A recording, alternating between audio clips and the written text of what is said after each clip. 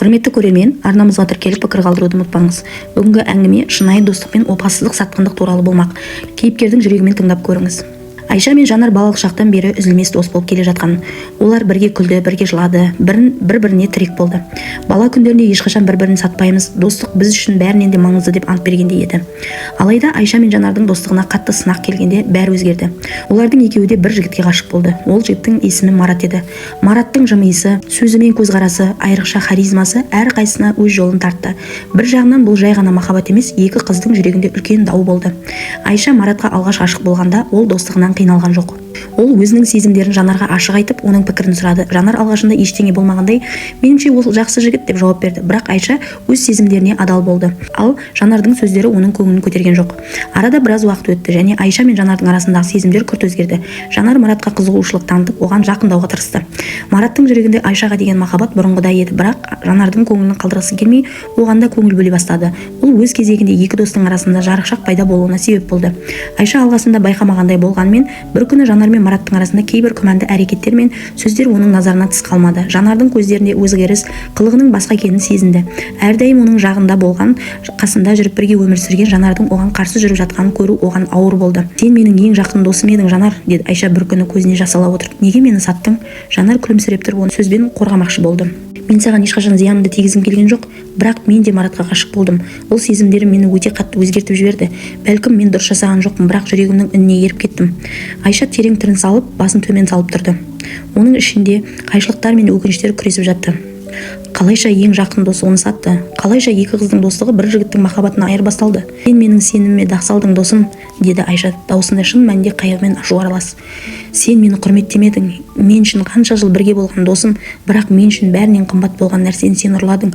Бұл маған өте ауыр, Жанар, деді. Жанар үнсіз тұрып қалды, бірақ оның жанында ауыр сезімдер болды.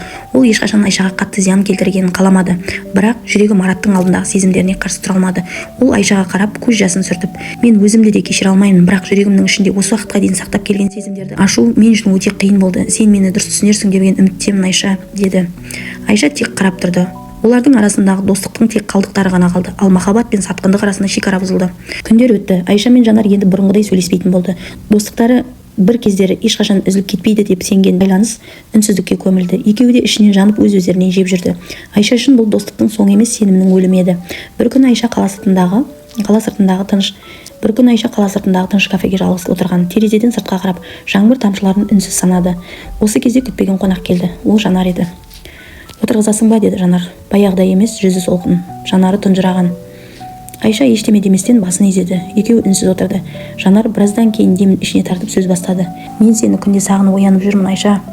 Кешірші.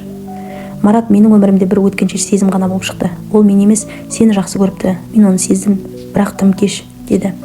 Айша үнсіз тыңдады. Көз алдында мектептегі естеліктер, бірге жеген балмұздақтар, бірге күлген түндер, бір-бірінің иығында жылаған сәттер елестеді. Сен менің балалық шағымның ең жылы естеліксің, деді Жанар көзіне жас шығып. Бірақ мен сол естеліктің шырқын өзім бұздым. Саған жасаған қиянаты мені күнде күйдіріп барады. Айша баяу сөйледі.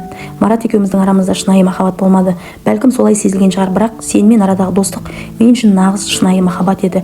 Сол махаббатты сен саттың. Екеуміз жүрекке емес, сенімге сүйеніп өмір сүріп келдік. Ал сен сенімімді қираттың, Жанар, деді. Қалпына келмейді ме, деді, деп сыбырлады Жанар. Біз қайтадан бұрынғыдай дос бола алмаймыз ба, деді. Айша көзін төмен салып күлімсіреді. Күлкісі мұңға толы еді. Жанар, қалпына келтіруге тырысатын жара бар, бірақ кей жаралар із қалдырып жазылады. Мен сені кешіремін, бірақ бұрынғыдай бола алмаймыз. Себебі сенім шыны секілді. Сынғаннан кейін жамауға болады, бірақ бұрынғыдай мөлдір таза бола алмайды, деді. Жанар басын изеп көз жасын сүртті. Екеуі үнсіз қоштасты. Жанар кетіп бара жатқанда артынан бұрылып соңғы рет қарады. Ал Айша терезеге қарап жүрегінде мүлдем басқа әлемге бет бұрды. Ол енді жалғыз еді, бірақ енді ол жалғыздықтан қорықпайтын, себебі енді ол өз-өзін алдамайтын болды.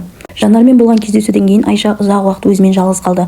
Ол бұрынғы достығынан қалған бос орынды жүрегінде айқын сезінді, бірақ сол бос орын Айшаны өзіне үңілуге, өзін қайта тануға итермеледі. Бір күні кешқұрылым ол жалғыз серуенге шықты. Күздің салқыны жанын тітіркегенімен айналасындағы тыныштық оны ішкі әлемге ұқсап тұрғандай еді. Ағаштардың сарғайған жапырақтары жерге түсіп жатты. Айша сол сәтте, менің өмірім де күз сияқты болған екен. Өткенім сарғайып түсіп жатыр, бірақ бұл аяқталу емес, жаңарудың белгісіз деп ойлаймын, деді. Ол күнделігін қайта аша бастады, жазуға отырды. өз ішіндегі ауыр сезімдерді қағазға төкті. Жазған сайын жүрегі жеңілдеп, санасы тазара түсті. Сол күннен бастап Айша өзін іздеуге бет алды, кітаптар оқыды, жаңа қадамдармен танысты. Бұрын армандап жүрген сурет үйірмесіне жазылды. Сол суретте Айша бір жігітпен танысты. Есімі Дархан еді. Ол өзгелерден мүлдем бөлек болатын, сабырлы, сыпайы, әрі біреудің өткенін емес, болашағын бағалай білетін жігіт. Айшаға алғашында сенім арту қиын болды. Жүрегі әлі де жаралы еді. Бірақ Дархан оны ештеңеге мәжбүрлемеді. Жай ғана жанында болды, тыңдады, түсінді. Тіл қатпай-ақ тыныштыққа бірге жүрудің өзі Айша үшін ем секілді еді. Уақыт өте келе Айша жүрегіндегі жараның баяу жазылып жатқанын сезді. Ол алғаш рет өткенін өкінішсіз еске ала бастады. Бір күні Дархан оған қарап: "Айша, сенің жанарыңда мұң ғана емес, жарық та бар. Сен сол жарықты көбірек көрсетсең, әлем сенімен бірге гүлдейді" деді. Сол сәтте Айша ішінен "Мен қайта гүлдей аламын" сезді. Өміріндегі сатқындық, достықтың үзілуі, жалғыздық бәрі оны әлсірету үшін емес, өсіру үшін келген сынақтар екен. Енді Айша сол сәттерде рахмет айтатын дәрежеге жетті. Бір кезде "Сен менің сеніміме дақ салдың" деген жан еді. Енді өзіне "Мен өзіме сенуді үйрендім" деп айталатын күйге жетті. Айшаның жаңа өмірі енді ғана басталғандай. Бұл оқиға бізге бір адамның махаббатынан басқаларға қиянат жасауы қаншалықты ауыр болуы мүмкін екенін көрсетеді. Достық ең нәзік нәрсе, оны бір сәтке жоғалтуға болады. Бірақ сенім мен сезімдердің арасында күрес әр адамның өмірінде терең із қалдырады. Бұл бір ғана достықтың күйреуі емес, ол адамның ішкі әлемінің оянуы, өзін бағалауға алғашқы қадам еді. Құрметті көрермен, осымен әңгімеміз аяқталды. Бізді жоғалтып алмас үшін арнамызға тіркеліп, өз пікіріңізді қалдырып өтіңіздер. Келесі әңгімеде жүздескенше.